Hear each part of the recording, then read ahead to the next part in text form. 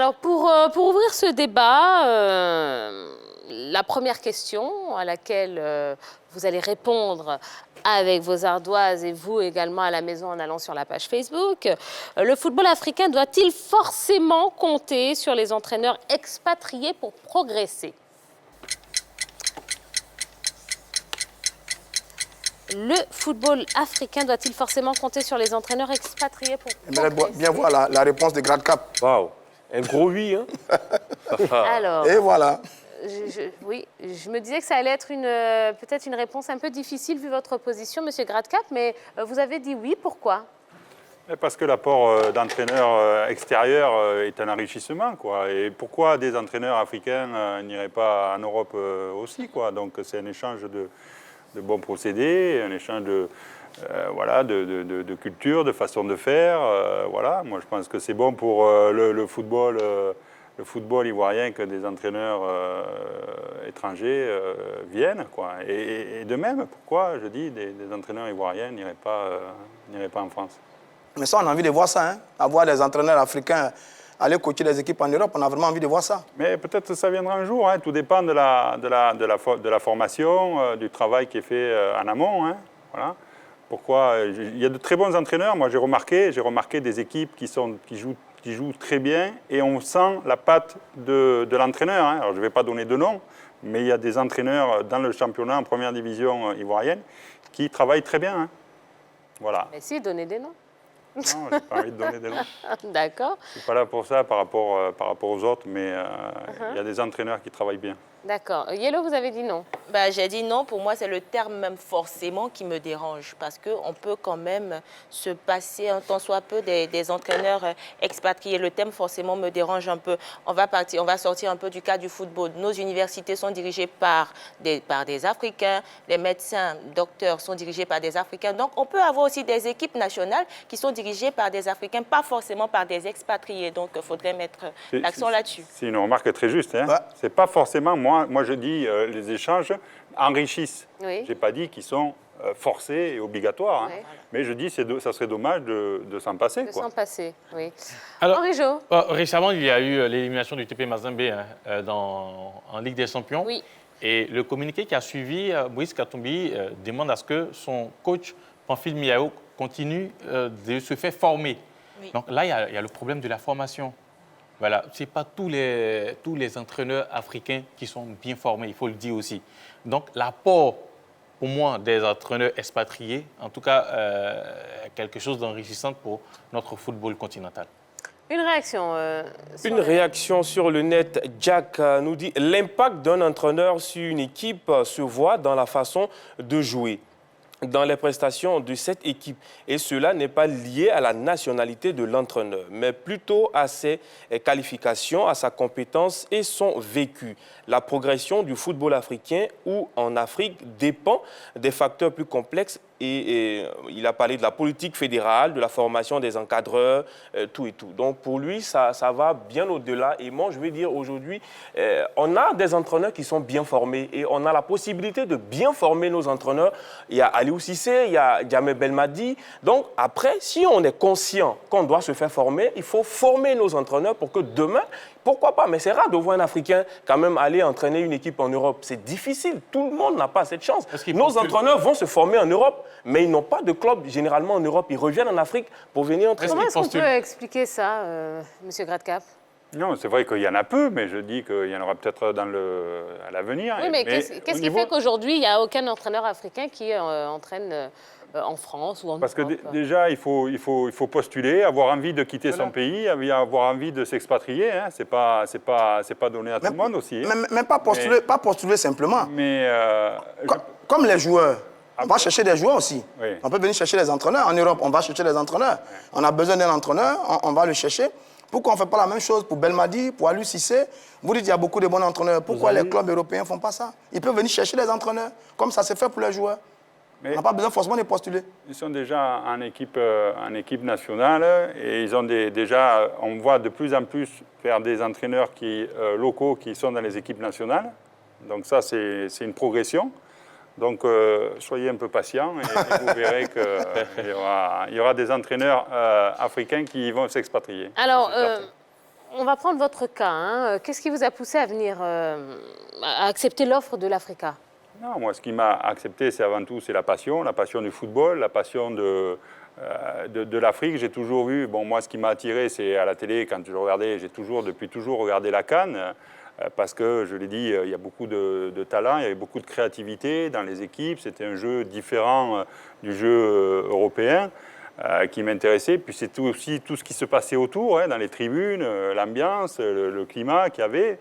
Voilà, donc j'ai des amis qui sont sélectionneurs équipe nationale, là, Sébastien Migné, qui est à Guinée équatoriale, Sébastien De Sabre aussi, qui m'ont incité à franchir le pas. Après, il faut vouloir y aller, il faut franchir le pas, il faut sortir de sa zone de confort, partir de chez soi pour travailler. Ce n'est pas donné à tout le monde. Alors, et quand on le fait, ben, on éprouve des satisfactions. Et moi, les 6 mois là, que j'ai passés ici ben, sont positifs et m'incitent à continuer.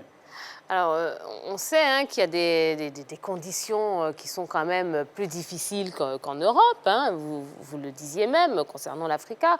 Vous disiez que bon, les conditions de travail sont pas toujours optimales. Pourtant, il y a quand même toujours ces entraîneurs expatriés qui viennent.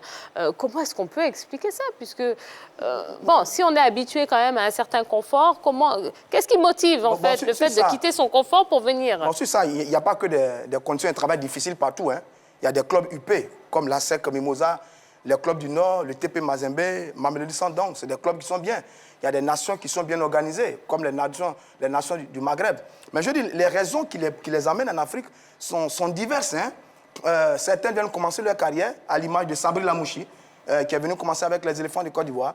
Certains viennent relancer également leur carrière, à l'image de Claude Leroy, qui n'avait rien gagné en Europe avant d'arriver en Afrique, et puis après, il gagne des Coupes d'Afrique. Certaines viennent également pour des challenges, pour découvrir un environnement, comme il dit.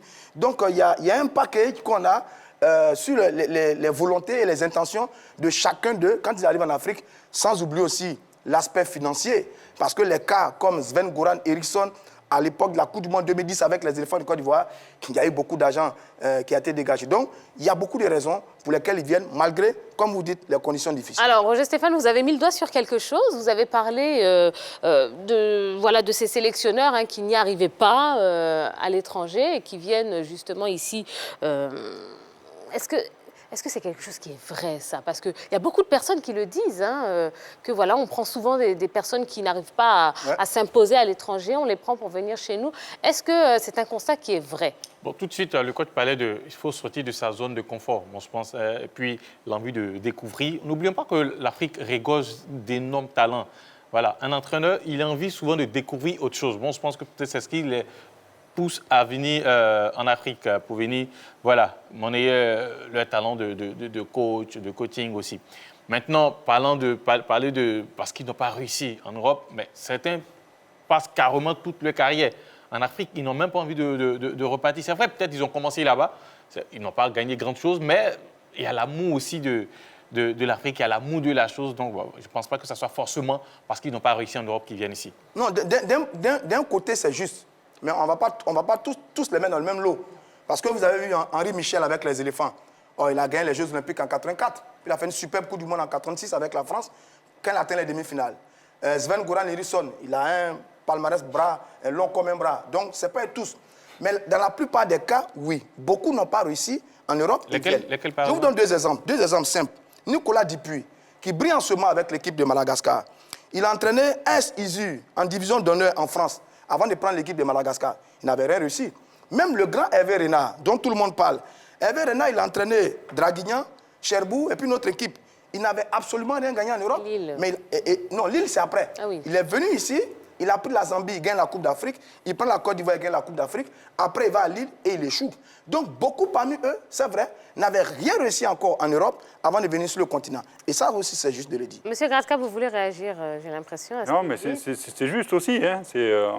On peut vous donner aussi la possibilité de prendre, de vous faire confiance, de vous montrer votre talent et d'apporter vos compétences, votre savoir. Alors qu'en France, peut-être qu'on ne le ferait pas aussi facilement. C'est ce que vous vouliez dire. Hein. Voilà, mais je suis d'accord avec ça. D'accord. Alors, une question qui risque d'en fâcher plus d'un, hein, mais voilà, ça sert à ça aussi, un débat. Est-ce que les techniciens expatriés sont de meilleurs techniciens que leurs homologues africains, selon vous? C'est- C'est une colle, hein? Ah ben, Non, mais pas forcément. Pas forcément, ma chère Tia. Mais ce qui est juste, c'est que beaucoup parmi eux ont révolutionné les méthodes de travail. Ça, c'est juste. Prenez l'exemple de Philippe Troussier avec la SEC Mimosa. À un certain moment, on s'est dit, mais la SEC jouait sur un nuage. À l'époque de Philippe Troussier, la SEC était une formidable machine à jouer au football. On était séduits par cette formation. Si on prend l'exemple de Henri Caspezac avec les éléphants en 1994, mais vous avez vu des joueurs comme Amani Yao, Bassolé Michel, qui jouaient la Coupe d'Afrique, mais comme de vrais professionnels. Mais ça, c'est le travail d'un entraîneur. Exemple également de Bruno Metsu avec l'équipe du Sénégal. Ils ne sont pas forcément meilleurs, mais reconnaissons que sur le plan de la révolution du travail, oui, ils nous ont apporté beaucoup, et ça, il faut le saluer. Mais Roger, c'est pas en train de dire qu'ils sont meilleurs que les Africains. Forcément. Voilà, il est en train de... forcément. Non, il est en train de le dire. Non. Quand il prend tous ces exemples, c'est-à-dire, ce sont les meilleurs moments de ces différentes équipes que Aurélien Stéphane évoque. Quand on prend le Sénégal, le meilleur moment du Sénégal, c'était 2002 à la Coupe du Monde. C'était avec qui? Avec Bruno Metsu. Quand il prend la SEC, les meilleurs moments, c'était avec qui? Mais il est en train de dire carrément que ils sont meilleurs que... Vous n'êtes pas d'accord? C'est la vérité. Ils sont meilleurs que, vous êtes d'accord les Non, je dis, entraîneurs locaux. non, pas ça. Je dis, Ils sont meilleurs que... Non, ils Joël. sont mieux formés. Ils sont mieux formés que nos frères. Non, Joël. Si. Vous regardez les...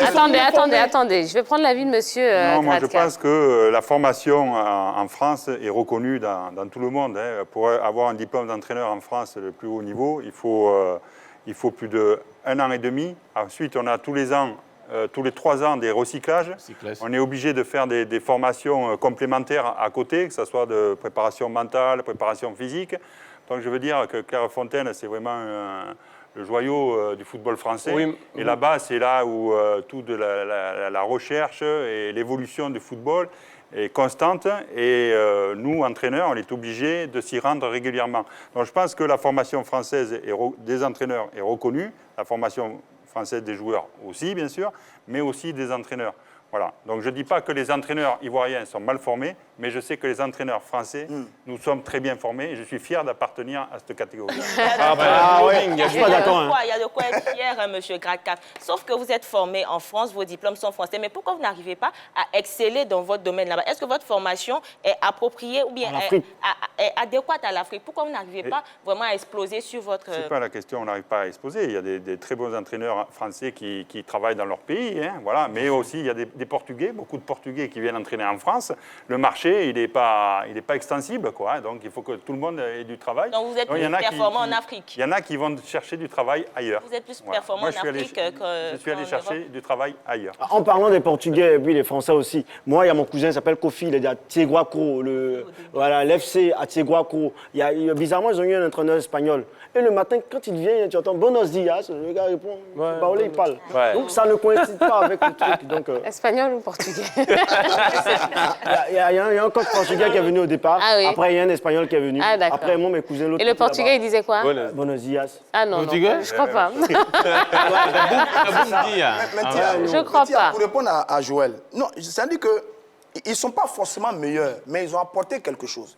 Parce que sur la qualité de jeu, Zaré Mamadou avec la SEC en 95, la SEC jouait très bien. Et puis la SEC a perdu la finale de la Ligue des Champions, mais la SEC jouait très bien. Sondé Ibrahim avec l'Africain en 93, l'Africa jouait très très bien. Avec Zahir François, les éléphants jouaient bien. Donc ça veut dire que les exemples que je donne sont des exemples qui montrent qu'ils ont apporté un petit quelque chose. Mais ça ne veut pas dire qu'ils sont forcément meilleurs que nos entraîneurs locaux. Non, je laisse. J'ai dit, ils sont mieux Allez, formés. les sélectionneurs vainqueurs de la CAN sur notre continent, nous avons 15 sélectionneurs africains, 17 sélectionneurs expatriés. Ah ben voilà. Au fur et à mesure qu'on avance, on essaie tout doucement de pouvoir recoller les lignes. Il va arriver un moment que les là, Africains l'Afrique vont doit passer. quand même ce titre aussi à Sanchiata, qui a remporté 3 fois la CAN avec l'Égypte. Donc, on enlève Tiens, pour donner un bel les exemple. 3 Allez, rapidement, et puis après, on Pour continue. donner, on avance, pour donner un bel hein. exemple, Oui. le meilleur football de la dernière CAN, c'était avec le Mali. La petite équipe du Mali, les jeunes Maliens, Oui. ils avaient un entraîneur local. Un entraîneur Sauf local. que, il y a eu un formateur qui... Non, cette équipe malienne que vous avez vue, tous ces joueurs ont été formés en partie par Jean-Marc Guillou. Oui. Donc, on ne l'oublie pas. Mais Hein. pas tous. Oh non, on ne l'oublie Mais pas- pas. Non, Hein. mais une Allez, chose est de d'accord. former, une chose de pouvoir les assembler le pour que les gars puissent jouer ensemble. D'accord, Voilà. Bravo, merci. Domenech. Alors, deuxième question qui fâche. Est-ce que vous comprenez que les... Oui, mon sifflet me plaît, monsieur Gradcap. Voilà. Là, c'est pas bien sorti. Hein. Est-ce que vous comprenez... Carton jaune, allez. On ne se moque pas de l'arbitre. On ne se moque pas de l'arbitre, jamais. Est-ce que vous comprenez le fait que les entraîneurs expatriés soient mieux payés que les entraîneurs locaux? Bon, moi, je sais qu'au football, un joueur, il a son manager. Un coach aussi, il a son manager, je pense. Donc, les salaires, ça se discute. Si l'expatrié qui vient, il dit, ben, moi, je veux peut-être telle somme d'argent, c'est à vous d'accepter ou de refuser. Quand l'Africain vient, il vient aussi avec son staff, avec son manager qui fixe aussi un prix. Donc, là, ce n'est pas forcément parce qu'il est européen qu'il est mieux payé. Chacun demande en fonction de ses qualités, je pense. D'Angelès? Moi, après, je pense que c'est des questions de mentalité aussi. Aujourd'hui, on doit sortir de ces clichés. Forcément, ces expatriés-là sont mieux formés, sont plus performants que les Africains. Je pense qu'arrivé un moment, les Africains doivent se réveiller. Si, en fonction de vos diplômes, vous avez les compétences Bilé et Kpagny, si demain, ces deux messieurs réclament peut-être chaque fin du mois 20 millions, ne soyez pas étonnés parce que le résultat, il est là. On sent le travail qu'ils abattent. Aujourd'hui, est-ce qu'ils vont demander 20 millions? Non, ça peut aller au-delà. François Zahoui, je ne pense pas que quand il était avec les éléphants de Côte d'Ivoire, son salaire dépassait 10 millions. Je ne pense pas. Je ne pense pas, mais il a fait quelque chose de formidable avec cette équipe. Donc, arrivé un moment, il faut prendre ses responsabilités et il faut traiter tout le monde au même pied d'égalité. Je pense pas. C'est le fameux complexe. Hein. Les experts expatriés sont toujours mieux payés que les locaux. Dans tous les domaines, c'est comme ça. Mais c'est injuste. C'est injuste. Parce qu'un entraîneur comme Rigo Gervais, quand on a regardé le travail qu'il a fait avec le CV Sport de San Pedro, la qualité du football produit par le CV Sport de San Pedro, je pense qu'il aurait pu être traité à la même hauteur qu'un Jean-Christophe Gradcap à l'Africa. Mais par contre, ce ne sera pas le cas. Parce qu'à l'Africa, on va estimer que Gradcap est un expatrié, il est un Français, donc voilà, il est mieux payé. Mais c'est injuste. Et on vit la même chose avec nos équipes nationales. Je veux dire, Zahoui n'a pas le même salaire que Hervé Renard. Même la Mouchi. Kamara Ibrahim n'a pas le même salaire que la Mouchi. Et pourtant, ils sont meilleurs que la Mouchi. Ce n'est pas normal. Mais qui fixe les salaires? Qui fixe les salaires? Sur ce point-là, je ne suis pas trop d'accord avec Roger Stéphane. Il y a des entraîneurs qui sont locaux. Et il y a ces entraîneurs qui quittent déjà leur mode de vie pour arriver ici. Ils ont déjà un standing de vie là-bas. Ici, tu es local. Par exemple, tu vis avec peut-être 200 000 francs CFA. Tu manges peut-être le gaba tous les matins. Et il y a quelqu'un là-bas qui doit prendre son petit déjeuner complet et tout, qui arrive ici. Il doit s'adapter. Donc, il y a quand même le prix qu'il faut non, mais mettre. Il faudra aussi que nos entraîneurs arrivent à se vendre au même prix que... S'il vous plaît. Il faudrait que nos entraîneurs arrivent à se vendre au même prix que les expatriés. Ils doivent aussi manger de la bouillabaisse. Non, mais pour pouvoir se vendre, il faut que celui qui achète le produit puisse quand même vous accorder un certain nombre de crédits. Quelle est ta formation? On a entendu tout le monde, sauf, je crois, le premier concerné, hein, celui qui pourra mieux nous expliquer comment ça se passe. C'est-à-dire que, est-ce que quand on arrive en tant qu'expatrié, en tant qu'entraîneur expatrié, les négociations sont peut-être plus faciles ou on vous donne accès à tout ce que vous voulez, contrairement à un local? Je ne sais pas si les négociations sont plus faciles, hein, mais bon, moi, les négociations, elles ont été faites, j'étais déjà en France. Hein. Après, les conditions, elles ne sont pas faciles. Hein. Voilà, il ne faut pas croire. Alors, vous parlez beaucoup des entraîneurs d'équipe nationale. Mais un entraîneur d'une équipe de première division ivoirienne et un entraîneur d'une équipe nationale, il n'y a pas de comparaison, quoi. Hein. Donc, voilà. Non, je ne pense pas. Moi, je ne suis pas venu pour l'aspect financier. Hein. Je vous l'ai dit, je suis venu pour travailler, pour découvrir, parce que par envie de m'intégrer dans le football ivoirien et africain. Voilà, et puis de vivre cette expérience, de voir comment j'allais me comporter, si ça allait me plaire. Bon, ce qui a été dit... ça me plaît parce que le joueur africain aussi est différent du comportement européen. Il est à l'écoute, il a envie de progresser comme ça. Donc ça rafraîchit aussi hein, quand vous êtes constamment confronté à des joueurs européens qui à un moment donné manquent de motivation parce qu'ils sont déjà dans un confort, que vous sortez et que vous avez des joueurs face à vous qui qui sont prêts à vous écouter, à vous suivre et à donner le meilleur d'eux-mêmes, ben, c'est rafraîchissant et c'est motivant aussi. Et ça vous donne tous les matins envie de vous lever pour coacher, quoi, hein. D'accord, merci. Ben, en tout cas, voilà, c'est ce qu'on pouvait vous dire en ce qui concerne le débat de ce soir, concernant donc les entraîneurs expatriés ici en Afrique. Alors, Monsieur Gradcap, quels sont vos rapports aujourd'hui avec les dirigeants de l'Africa? Ben, la procédure de licenciement a été mise en place. Il y a eu, tout a été réglé. Moi, c'est fini. J'ai plus de lien avec l'Africa.